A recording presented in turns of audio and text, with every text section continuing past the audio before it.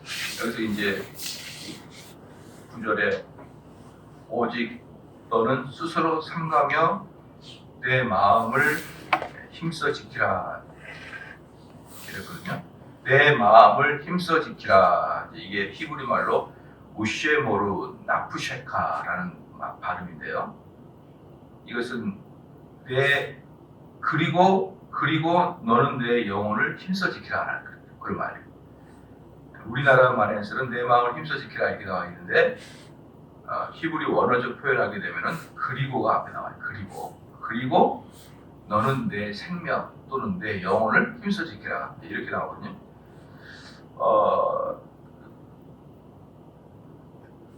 그러니까 지금 쭉 이런 제가 설교할 때마다 그러므로 그러나 그리고 이런 단어들이 중요하다 그랬잖아요. 그래서 그런 단어들이 하나가 나오면은 한 단락을 딱 끊고 들어가는 것이죠. 앞에 단락을 쭉 한 다음에 이제 또 그리고라고 이제 이야기하면서 그리고라고 하면서 너 마음을 지키라 이렇게 했거든요. 그러니까 우리 그리스도인들에게 있어서 가장 중요한 것이 바로 마음이잖아요. 그 마음, 우리는 마음으로 하나님을 섬기는 거죠. 마음을 다하여 하나님을 섬기는 것이지 우리의 어떤 행위나 어떤 도덕적인 삶을 통해서 하나님을 섬기는 게 아니에요. 마음으로 섬기는 것이다. 마음으로. 그렇기 때문에 우리가 쇼부를 봐야 되는 것은 이 마음을 어디다가 두느냐 하거든요. 이 마음을 어디다. 그러면 여러분 이 마음이라는 게 단지 하트만을 마음으로 말하지 않고 마인드도 다 마음에 포함되는 거예요. 마인드도 할수가 포함이 되거든요. 이 마음을 하나님께 둘 수 있는 방법이 뭡니까? 이 마음을 하나님께 둘 수 있는 유일한 방법은 이 마음이 감동되는 것밖에 없는 거예요. 마음이 감동되게 하기 위해서 하나님의 말씀으로 그 마음을 터치하는 것. 이거 외에는 마음을 터치할 수 있는 게 아무것도 없는 거예요. 사실. 그러니까 방금도 말씀드렸지만 이 마음은 단지 하트만 있는 게 아니라 마인드까지 있다는 말이에요. 마인드가 뭡니까? 이성을 갖고 있는 거잖아요. 그러니까 우리의 이성과 우리의 감정을 하나님께 드리라라고 할 때 그럼 그 이성을 하나님께 어떻게 드리냐 이 말이에요. 당연히 하나님 말씀밖에 없죠. 이성이니까. 이 이성에는 소크라테스나 또는 플라톤의 이론이 들어가는 게 이성의 자리잖아요. 또는 이 시대의 사조들이 들어가 있는 게 이성의 자리잖아요. 그죠? 그럼 그 이 시대의 사조가 이렇게 듬뿍 묻어있는 이 마음으로는 하나님을 생각할 수가 없죠.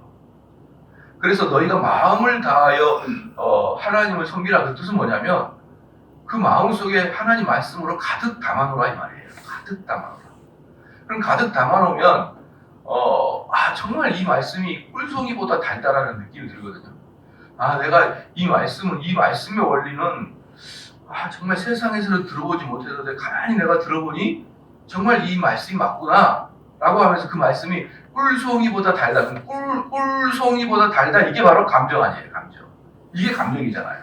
그렇기 때문에 하나님께 드려지는 마음이 먼저 이성으로 충만해지고 충족된 다음에 그게 이제 흘러 넘쳐서 우리의 감정까지 좋은 감정으로 만들어내는 그런 것이죠. 그래서 저와 여러분이 이 땅에서의 신앙으로서 싸워야 될 것은 내 마음을 어떻게 두느냐의 문제고요.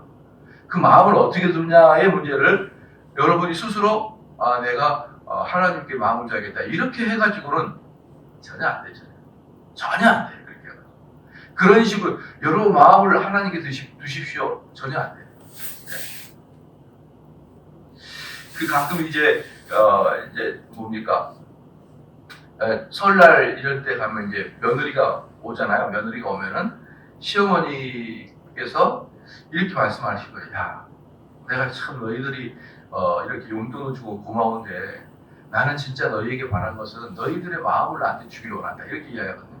그런 식으로 이야기한다고 며느리가 마음을 줬으면 이 나라 이미 통일되고 나왔죠. 맞죠? 그런 식으로 또 이제 뭐라고 합니까? 또 결혼할 때 보면은 또 이제 우리 이번 주 토요일 날 우리 최민숙 집사님 결혼하는데 또 이제 그렇게 이야기를 해요. 이제 나는 아들 하나 더 얻은 걸로 아들 하나 더 얻었습니다. 안 되는 거예요. 사위는 아들이 안 되는 겁니다. 며느리는 딸이 안 되고요. 그래서 아무리 시어머니가 야 너는 내 딸이야. 그렇다고 해서 그 다음부터 엄마 밥 차려줘 그 며느리가 그래봐요. 이게 어디서 이게 사위를 아무리 아들이라고 생각해봐요. 사위가 들어가서 씻지도 않고 막 아들처럼 찌우고 앉아가지고 어디 갔다 왔냐고 있어 막 이러면서 있어 이러면서 어디 갔다 왔냐 밖에 갔다 왔대요. 밖에 아들은 주로 그렇게 이야기하거든요. 어디 갔다 왔냐 그러면은 어디 친구 집 가서 뭐하고 이거 물어보는데 아들은 말하기 싫으니까 밖에 전화해서 어디냐 그러면 아 있어 이렇게 이제 이렇게 하잖아요. 그게 아들이거든요. 그 사이가 와가지고 당신 어디 갔다 왔나 있어 이러면은 그게 사이가 되냐 이 말이에요. 그렇기 때문에 그런 식으로 마음을 주라 정을 주라 너는 내 아들이 됐다 이렇게 이야기를 한다고 되는 문제가 아닌 거예요. 이렇게 이야기를 한다고 되는 문제라고 생각하는 것이 바로 알미니안이란 말이에요. 알미니안주의 행위구원자 그렇게 이야기를 하는 거예요. 말로 하면 될 거라고 생각하는. 근데 우리 정통 칼빈주의는 그렇게 절대 생각하지 않죠. 뭡니까? 그 마음이 변해야 돼요. 그 마음이 사위에서 아들로 변해버려야 되는 것이고 그 마음이 나에게 주는 거예요. 그리고 그걸 그 찔러서 돌리는 게 뭐냐? 그게 하나님 말씀이에요.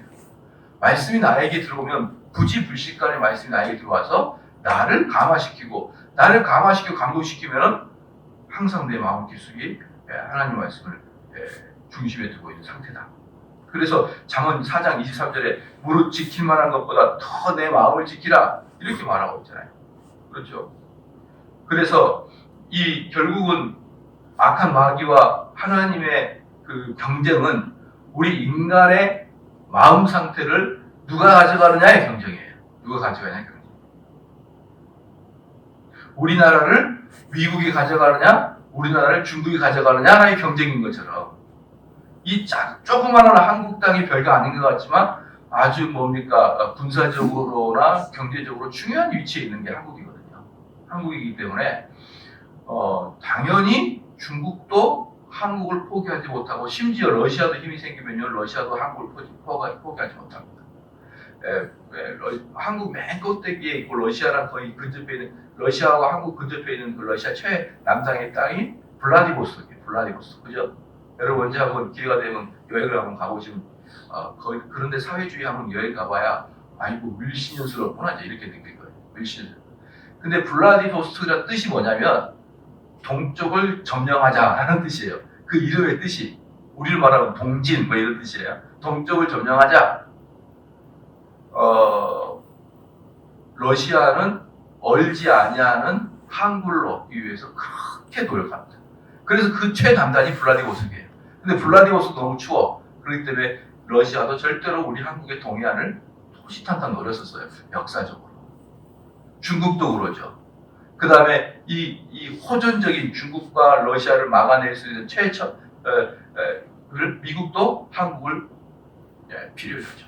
그러니까 이 한국이라는 땅이 아주 적지만 지정학적으로 매우 중요한 땅이거든요.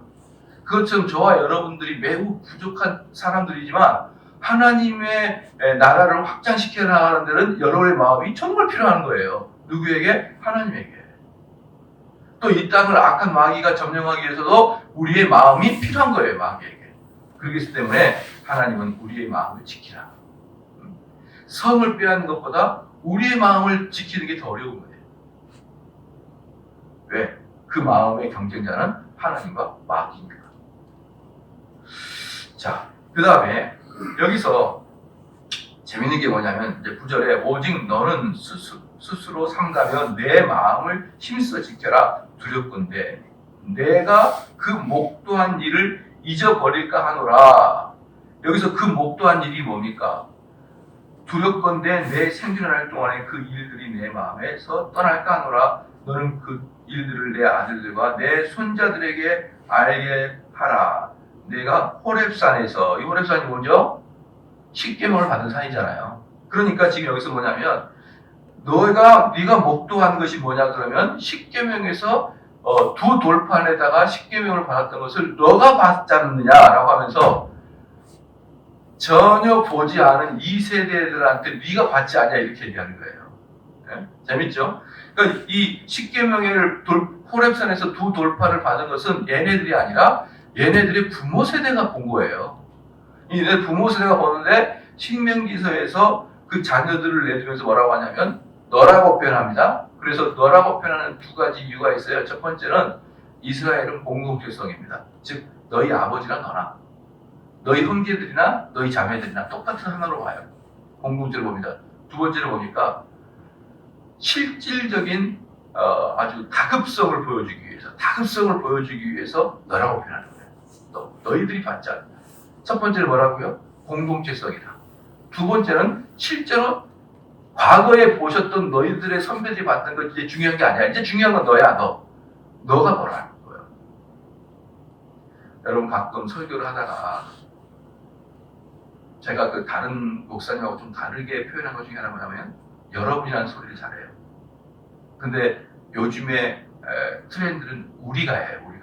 우리가 하나님 법을 지켜야 됩니다. 근데 저는 여러분이 하나님 법을 지켜야 돼요. 이렇게 얘기하거든요. 근데 그것에 우리 성도들이 좀 부담스러울 수 있어요. 자기는 왜 빼지? 근데 설교를 전할 때는요, 하나님의 말씀을 대언하는 자기 때문에 자기를 빼야 되는 거예요. 자기를 빼고 너희들이라고 표현하는 거예요. 너희들. 그게 바로 뭡니까? 시급성, 직접성입니다. 청교도도 그렇게 설교를 했는데 요즘의 목사님들은 우리가 하나님 말씀을 섬겨야 돼. 이렇게 바뀌면서 설교자를 상당히 겸손한 자리에 놓거든요. 근데 원래 하나님 말씀을 대언하는 대언자이기 때문에 여러분, 너 이렇게 표현하는 게 맞습니다. 근데 사실 저도 현대인이기 때문에 우리라고 표현하는 게 더 저도 부드러워졌죠. 니는 잘하냐? 막 그럴까봐. 근데 사실은 이제 훨씬 더 강력하게 우리 마음속에 말씀을 심어주기 위해서는 너! 이렇게 표현해요. 너 말이야, 너. 너희들. 이렇게 표현하는 게 사실 하나님 말씀을 심는 데는 유효한 단어다. 이게 오히려. 10절에 봤어요. 10절. 네가 호렙산에서 내 하나님 여호와 앞에 섰던 날에 여호와께서는 내게 이르시기를 나를 위하여 백성을 모으라. 내가 그들에게 내 말을 들려서 그들로 세상에 사는 날 동안 나 경외함을 배우게 하며 그 자녀에게 가르치게 하려 하노라 하시매. 여기서 10절에 경외함을 배우게 한다. 이게 뭡니까? 하나님을 공경하고 두려워하는 게 경외함이에요. 지금 한국 교회에서 하나님의 경외함이 공경하고 두려운 속성, 하나님의 속성 중에 경외함, 하나님을 경외하는 속성이 가장 적습니다. 하나님에 대한 그 속성 중에 한국에서 비정상적으로 확대된 것이죠. 비정상적 확대는 암이죠, 암. 그래서 한국 사회에서 비정상적으로 하나님의 속성이 확대된 게 사랑이에요. 사랑이라는 속성을 너무 확대 과장시킨 나머지 하나님의 거룩성과 두려움과 하나님의 경외로움의 속성이 작아져 버렸어요. 안 돼요. 그게 균형을 이뤄야 돼요. 균형을. 하나님의 속성 중에 사랑을 강조하면 막아낼 수 없는 게 우리 인간의 죄예요. 왜? 죄를 몽땅 짓고 하나님은 우리를 사랑하시니까 혼내지 아니하실 것이죠. 이렇게 사람들이 이야기합니다. 그런데 실질적으로 우리 성도들이 죄를 짓지 아니하는 첫 번째 하나님의 속성은 하나님을 두려워하는 거예요. 그래서 하나님에 대한 두려움이 없는 그래서 과거에 우리 믿음의 선배들은 하나님 말씀에 진지하라 이렇게 표현해요. 진지하라. 하나님 말씀에 진지하라. 만약에 여러분들이 어떤 그 법원에서 딱 그 편지가 딱 오잖아요. 이게 법적인 단어가 써가면서 쭉 나열해 나가는데 이게 뭔지 대단히 고통스럽게 해석이 됩니다. 쉽게 말하면 쓱 읽어나가지 못해요. 법원에서 오는 통지서들은요, 쓱 읽어나가지 못합니다. 대단히 그 단어도 생소한 게 많고, 그렇기 때문에 대단히 하다가 마지막에 몇 월 며칠까지 오라고 통지가 딱 나와요.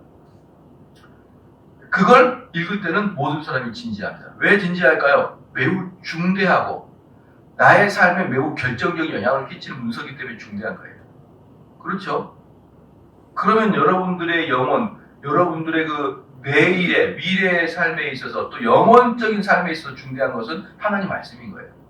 그렇기 때문에 하나님 말씀을 진지하게 읽으라는 거예요. 진지하게. 신앙생활은 진지하게 해야 된다. 까불까불하는 게 아니다. 진지하게 해야 된다. 그게 다른 말로 하나님을 경외하라는 뜻입니다. 두려운 사람으로부터 편지가 오는 거거든요. 두려운 사람으로부터. 두려운 잔치로부터 편지가 오는 거예요. 그것도 빨간색으로 써가지고 뭔가 보기만 해도 무섭게. 그런 식으로 하나님 말씀을 대면하는 것이 하나님을 경외롭게 보는 것이다. 대충. 그래서 저는 지금 제일 좋아하고 있지 않은 것 중에 하나가 하나님 말씀을 그냥 아침에 아침에 우리에게 상큼함을 주기 위한 큐티식으로 하나님 말씀 보는 걸 좀 좋아하지 않아요. 그럼 제가 자주 표현하는 것은 너무 소녀스럽잖아요. 혹 소녀스럽게 아침에 좋은 치집에 옆에 하는 이런 새소리와 촐랑촐랑하는 시냇물 소리와 같이 산들산들하게 읽는 성경. 큐티 목회로 성공하신 분이 우리들 교회 김양기 목사인데, 김양기 목사 자체를 저는 별로 안 좋아해요. 그냥 안 좋아해요. 그냥 안 좋아해요. 안 좋아하는 게 제 자유잖아요. 어떻게 할까요? 그렇게 큐티 해가지고 살랑살랑하는 목회하는 거 정말 하나님을 경홀히 여길 것입니다. 소녀가 속꽃장 나라듯이 첫사랑에 사람들이 가슴이 설레이지만 사실은 별것도 없듯이 그런 신앙이 말고 정말 진지해서 정말 그 말씀을 깊이 내가 한번 들여다보기로 하고 그 말씀으로 나를 뒤집어버리는 그러한 말씀을 읽겠다. 그렇게 진지하게 말씀에 접근해 하셔야 됩니다. 여러분 만약에 암이라는 놀라운 그런 병이 내 마음에 있는데 살랑살랑살랑하는 그러한 그 치유책으로 될 것 같냐고요. 여러분들이 만약에 딱 병원에 갔는데 암입니다. 근데 그래요? 그럼 제가 요번에 바이어가 만나고 다 끝나고 다음 달에 입원할게요. 이런 식으로 암을 선고하는 의사 앞에서 그런 식으로 살랑살랑 이야기할 수 있겠냐고. 의사가 암입니다. 그럼 의사한테 어떻게 될까요? 당장 오늘부터 입원하십시오. 모든 걸 딱 끊으십시오. 이렇게 엄격하고 무섭게 나가는 거예요. 그래야만 그 인생을 살려낼 수가 있거든요. 그렇죠. 그래서 이 하나님을 경외함을 배우게 한다. 이게 이스라엘 백성들에게 첫 번째로 모세에게 주어진 명령이에요. 모아라. 너희 백성들을 모아라. 내가 그들에게 말씀을 가르칠 텐데 그 목적은 뭐냐? 나를 경외하게 하는 것이다. 왜? 하나님을 경외함이 지혜의 근본이기 때문에. 11절에 너희가 가까이 나와서 산 아래 서니 그 산에 불이 붙어 화염이 충전하고 유황과 구름과 흑암이 덮였다. 이게 뭐냐면 산 아래에서 그 불이 화염이 덮여 그 산 아래에 이렇게 불로 가득 찼어요. 그리고 불로 가득 찬 다음에 또 뭐냐? 화염이 충전하고 유암이 뭐냐? 유암은 어둡다는 뜻이거든요. 아주 캄캄하다는 뜻이에요. 캄캄하고 구름과 흑암이 가득해요. 한번 생각해 보십시오. 그냥 대낮에 시커먼 그 먹구름으로 가득 차는 거예요. 가득 차가지고 그냥 낮인데 캄캄해요. 그런 적 있잖아요. 가끔 우리 비 올 때. 그때마다 을심스럽죠. 그것만 해도 을심스러운데 산에 또 불이 홀홀 타요. 어때요? 하나님이 두려운 하나님을 보여주는 거예요. 그 십계명을 주실 때 사랑의 하나님이 아니라 십계명을 주실 때 두려운 하나님으로 십계명을 주는 거예요. 그걸 기억하라. 그럴 때 12절 말씀에 여호와께서 화염 중에 너희에게 말씀하시되 음성뿐이므로, 여기서 중요한 게 뭐냐면 음성뿐이므로예요. 음성뿐이므로. 그리고 여호와께서 화염 중에 너희에게 말씀하시되 해서 불꽃 속에서 말씀만이 나왔다는 것이거든요. 너희가 그 말소리만 듣고도 형상은 보지 못하였느니라. 하나님은 영이시기 때문에 하나님은 우리가 육체로 보거나 감각으로 느낄 수가 없습니다. 오직 하나님은 두 가지로만 느낄 수 있어요. 하나님의 임재하심의 그 떨림과 두 번째 말씀 외에는 하나님을 볼 수가 없는 것입니다. 말씀이에요. 그래서 하나님을 우리가 실질적으로 하나님을 가장 하나님의 임재하심을 느끼는 곳은 어디가요? 예배 시간이에요. 예배 시간. 공예배 시간. 공예배 시간에 하나님 말씀이 선포되고 그 예배 시간 안에는 성령의 임재하심이 있는 거거든요. 그렇기 때문에 예배 시간을 대체하기 위해서 아주 특별한, 내가 무슨 외국에 있어서 한인교회가 없거나 또는 내가 몸이 아팠거나 또는 내가 근무가 어쩔 수 없이 있을 때를 제외하고는 모든 백성들은 교회당에 나와야 됩니다. 예배당에 나와야 돼요. 그분들이 요즘에는 뭐 인터넷으로 예배를 드려도 되는 세상 아니냐, 예배가 처음부터 끝까지 실황 중계되는 인터넷도 있거든요. 그걸 보면서 여러분들이 예배를 드리면은 아까도 말씀드렸지만 어쩔 수 없을 때는 괜찮지만 그러지 않을 때 무엇이 결정적인 문제냐? 하나님의 임재의식이 없어지는 거예요. 많은 사람들은요, 예배를 드리러 올 때 목사님 설교를 드리러 온다고 생각하는 경우가 있는데 그거 아니라고 제가 수차 말씀드렸죠. 예배는 우리가 설교를 들으러 오는 게 아니라 하나님과 함께 계시기 위해서 온 거예요. 하나님과 함께 있기 위해서 온 거예요. 그 하나님 만나기 위해서 온 겁니다. 하나님이 만날 때 여러분에게 말씀으로 만나 주시는 것이지 그 설교를 들으러 오는 게 아니라 이 말이에요. 그렇기 때문에 그 임재하심에 풍성하게 들어가는 예배로 들어가지 아니하면 여러분 하나님 만날 수가 없는 거예요. 저는 이렇게 말씀을 드려서 좀 죄송합니다만은 예배당의 분위기도 저는 대단히 중요하다고 생각을 하는 거예요. 그래서 저희가 이 교회에 오기 전에 작은 교회 이제 지하실 예배당에 있었을 때 이렇게 보면 제일 문제가 뭐였느냐, 이제는 부가연동에 있을 때 좀 괜찮은데 그 전에 또 있었거든요. 아주 작은 교회. 제일 큰 문제가 뭐였냐면 이 예배당이 딱 하나밖에 없어요. 여기 뭐 또 다른 건물이 없는 거죠. 그러면 뭐가 문제냐 그러면 11시 예배 끝나고 밥을 먹어야 될 거 아니겠습니까? 그러면은 이제 저 뒤에는 커튼 쳐놓고 뒤에가 식당이에요, 이제. 그러면 이제 목사님 설교하다가 12시가 좀 넘어가면은 압력 밥솥이 이러는 거예요. 이러는 거예요. 이게 냄새도 풀풀 나고. 그럼 그때부터 주여 이렇게 이제 돼요. 분위기가 안 나요, 분위기가. 이런데 무슨 분위기가 납니까? 또 그날따라 우리 권사님들이 또 열심히 해가지고 참기름 냄새가 풀풀 나요, 뒤에서. 이러면 이 예배당의 분위기가 이게 분위기도 중요하구나라는 생각이 들어요. 또 애들도 오갈 데 없으니까 뒤에서 막 앉아가지고 왜 오갈 데가 없으니까 나가면 춥고 어디 가라고 애들 떠들죠. 그러죠. 그러면 한 명이 성도가 우연히 왔다가 한 길로 왔다가 7길로 떠나버려요. 그러면 예배당의 분위기도 중요하구나. 그래서 예배드리는 시간도 중요하고 예배드리는 분위기도 중요하고. 왜 그럴까요? 하나님의 임재의식이 있어야 됩니다. 그런데 이 정확하게 개혁주의적 신관을 모르는 사람들은 하나님의 임재를 언제 느끼려고 하냐면 자꾸 그냥 감각으로 느끼려고 그래요. 하나님 지금 나와 함께 하시죠? 하나님 지금 내가 지금 어디 가는데 함께 하실 것이, 이런 식으로 감각으로 느끼려고 그래요. 안 그래요? 하나님은 여러분에게 항상 말씀으로 찾아오고 말씀에 의한 임재를 느끼기로 하는 거예요.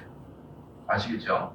그래서 제가 늘상 말씀드리지만 하나님을 공개적이고 객관적이고 확실히 만나기 위해서는 예배를 빠지면 안 된다. 예배를 빠지면 안 된다. 그 다음에 그래서 12절에 후반부를 보니까 음성뿐이므로 너희가 그 말소리만 듣고 형상은 보지 못하야 돼. 모세조차도 하나님의 영광과 하나님의 음성만 들었었어요. 모세조차도. 하나님과 대면한 모세. 자, 13절에 여호와께서 그 언약을 너희에게 방푸하시고 너희로 지키라 명하셨으니 곧 십계명이며 두 돌판에 친히 쓴 것이라 했거든요. 이스라엘 백성들은요, 그 숫자들을 대단히 중요시 여깁니다. 숫자를 대단히 중요시 여기는데 이스라엘 백성에게 10이라는 숫자는 완전 숫자예요. 완전한 숫자. 왜? 삼위일체 하나님 3자 플러스 완전한 숫자, 실자가 결합되기 때문에 완전한 숫자입니다. 그 다음에 2라는 것은 뭐냐면 2라는 뜻도 있어요. 2라는 뜻은 증언 또는 증인 이런 뜻이에요. 증인. 2라는 뜻은 증언하다 또는 반포하다. 이런 뜻이거든. 이라는 뜻은. 근데 이스라엘의 언어 속성상 숫자는 대단히 중요해요. 그래서 그 언어 그 단어마다 그 고유한 숫자가 있거든요. 이스라엘에는. 그 왜 숫자가 중요하니까. 그래서 666이라는 단어가 나온 거예요. 666. 어떤 사람들 그래요. 목사님 이게 내 차는 뒤에 백나무가 666이서 불안해요. 네, 그런 그 숫자 이렇게 어리석게 말고 그 뜻이 있단 말이에요. 뜻. 그 66이라는 뜻이 있단 말이에요. 그것 중에서 이제 10이라는 뜻은 뭡니까? 완전수고 일하는 수는 증언하라. 그래서 두 돌판에 10개의 법률이 있다는 것은 그 법률을 증언하라. 자꾸 반포하라. 가르치라는 뜻이에요. 두 개를 딱 주는. 한 판을 주죠. 1부터 10까지. 두 개를 주는 이유는 이 두 개를 주는 이유가 있다니까요. 이것을 계속적으로 반포하고 증언하고 가리키고 대를 이어서 끊이지 않게 하라. 자, 그렇습니다. 그래서 여러분들이 방금 봤듯이 10절에서 봤듯이 내 자녀들을 모으고 그리고 그 자녀들에게 이 두 돌판의 십계명을 그 다음에 가르치고 이러한 것이 우리들의 부모들의 임무예요. 임무. 자녀들이 그 하나님 말씀만 들어간다 그러면 어디 내놔도 이 마음이 놓이는 겁니다. 어디 내놔도 마음이 놓이는 거예요. 14절에 그때 여호와께서 내게 명하사 너희에게 규례와 법도를 교훈하게 하셨나니 이는 너희로 건너가서 얻을 땅에서 행하게 하려 하심이니라. 출애굽기에도 율법이 나오고요. 출애굽기, 레위기, 민수기에도 율법이 나오잖아요. 이 율법과 신명기의 율법에 딱 하나의 차이가 있습니다. 뭐냐? 이 신명기는 강 건너가서의 지킬 것이고 그 이전에 있었던 것은 이스라엘 사람들이 광야 생활을 할 때 있었던 거예요. 그렇기 때문에 신명기의 율법이 좀 더 세련되어 있습니다. 신명기 율법이 좀 더 디테일해요. 그러한 차이가 있는 것입니다. 기도하시겠습니다.